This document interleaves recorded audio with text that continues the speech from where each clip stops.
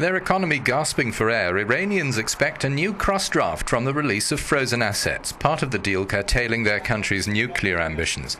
How those assets will bounce back and how quickly is far from fully predictable. Detoxifying the international regulatory atmosphere will be complex.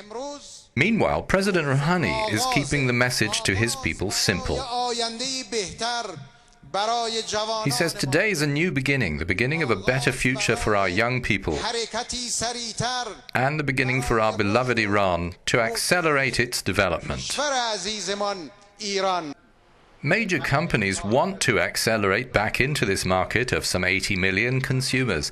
The general figure being floated is of some $100 billion in Iranian assets set to be unfrozen, personal or governmental, which by right means the assets of the Iranian people. In response to his president's promise, this store owner says, sure, it can be a new start. Our oil production will change and in the end the economy. As far as I know, European countries are ready to invest in Iran and to have Iran invest there.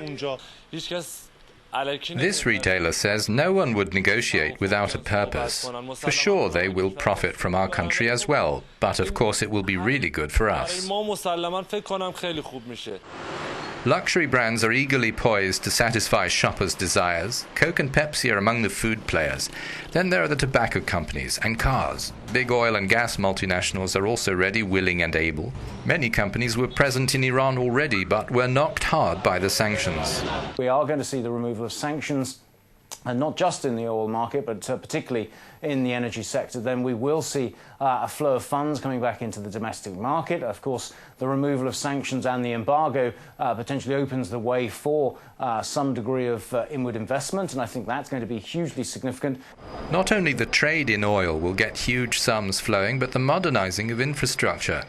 But even with weapons and technology sales restricted for at least 5 more years, many Israelis fear Iran's windfall will be put to dangerous use. Iran will be able to export more oil and gas, and there will be a lot of sanctions lifted. Actually, this agreement allows Iran to build a nuclear industry, and we believe that in 10-15 years Iran will become nuclear power.